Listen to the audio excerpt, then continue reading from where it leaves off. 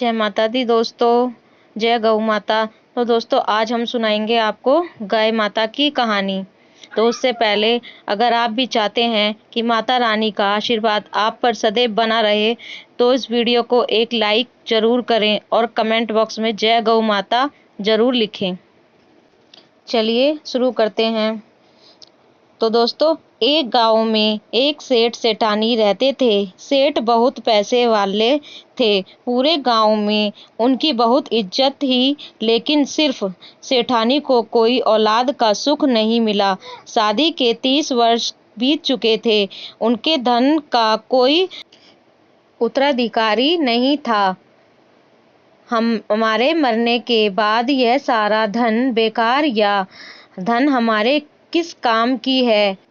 एक दिन सेठानी ने सेठ से कहा कि आप एक गाय की लेकर आइए, मैं गाय की सेवा करूंगी ताकि हमारा अगला जन्म सुधर सके। पूरा समय घर में अकेले रहती हूँ, मेरा मन ही नहीं लगता। सेठ जी ने हामी भर ली, लेकिन कई दिन निकलने के बाद भी सेठ जी गाय लेकर नहीं आए। एक दिन सेठानी गांव के सुनार के पास गई और एक चांदी की गाय बनवाई, साथ ही गाय के लिए सोने के जेवर भी बनवाए।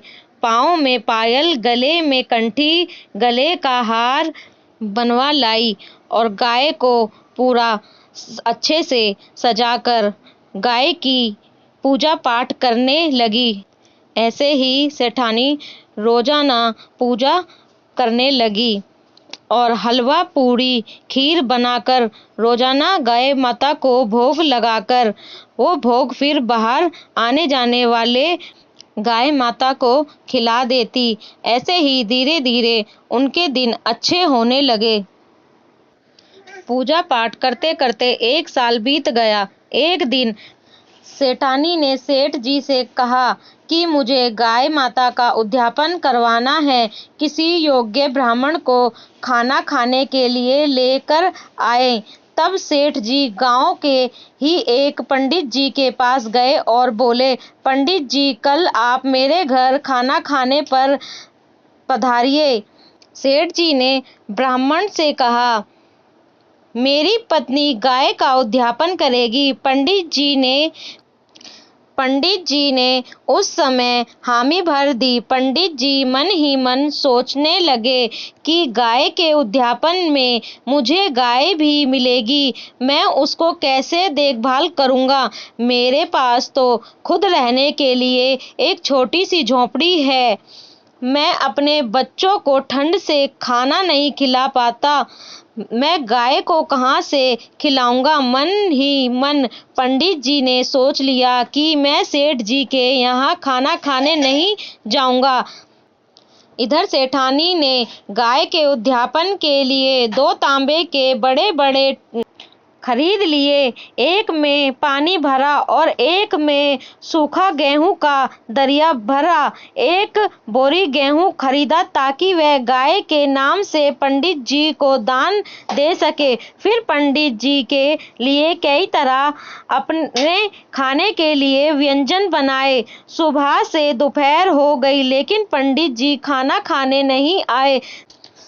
तब सेठानी ने सेठ जी से पूछा कि आपने पंडित जी को खाने पर कहा कि नहीं था।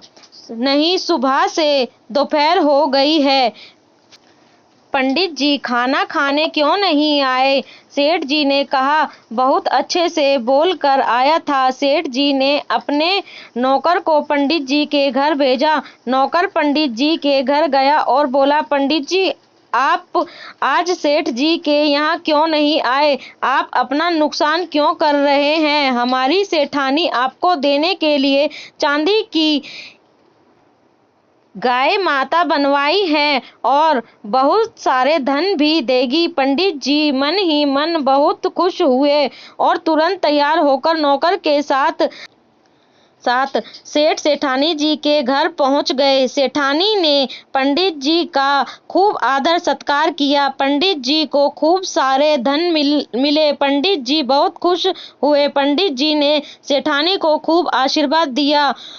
कुछ समय बाद एक दिन सेठ सेठानी की मृत्यु हो गई। जब यह मार्ग से बहतर नदी आई तो सेठानी ने आंख बंद करके गाय माता का ध्यान किया। उसी समय उनके सामने चांदी की गाय माता आ गई। सेठ सेठानी से कहने लगी कि आप गाय माता की पूंछ पकड़ लीजिए।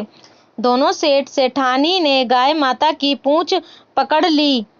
दोनों ने बड़े आराम से नदी पार कर ली। नदी पार करने के बाद सेठ जी अपनी पत्नी से कहा, अरे सेठानी, यह क्या चमत्कार हुआ? तुमने कब चांदी की गौ माता बनवाई और पूरे साल गौ माता की पूजा पाठ की और उद्यापन करवाया। उद्यापन के चलते मैंने बहुत सारा धन दान किया। यह उसी का फल है कि आज हमने अच्छे से नदी बड़े ही आराम से पार कर ली है। जो भी मनुष्य अपने जीवन काल में ऐसा करता है, मरने पर उन्हें यह मार्ग में दुख नहीं देखने पड़ते। इस कहानी का फल सबको मिले, कहानी कहने वाले को, सुनने वाले को, और जो भी इस वीडियो को में एंड तक बना रहे उसको गौ माता किसी भी चीज़ की परेशानी ना होने दे। तो दोस्तों, वीडियो अच्छी लगी हो तो इस वीडियो को एक लाइक करें और अपने प्रियंका कैनवाल चैनल को सब्सक्राइब कर लें। कमेंट बॉक्स में जय गौ माता लिखना बिल्कुल ना भूलें। तो धन्यवाद दोस्तों। जय माता दी, जय गौ माता। नवरात्रि के दिन सबके अच्छे जाएं, सब खुश रहें। बाय बाय दोस्तों। गौ माता की, माता रानी की कृपा सब पर बनी रहे।